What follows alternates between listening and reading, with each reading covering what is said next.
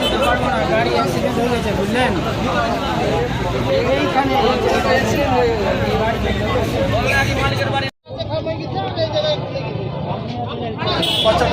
এদিকে মিডিয়া কি করেছে, কিভাবে হলো?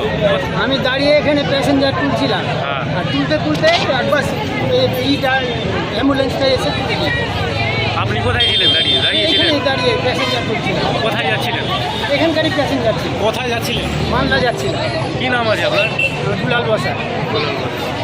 আমরা এখানে গাড়ি নিতে এসেছিলাম, দাঁড়িয়ে আসছিলাম।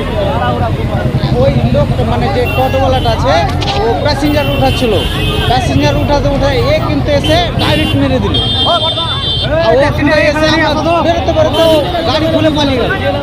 এই যে ড্রাইভার আছে, আমরা এখানে দাঁড়িয়ে আছি, আমরা এখানে গাড়ি নিতে এসেছিলাম, এখানে আছি আমরা।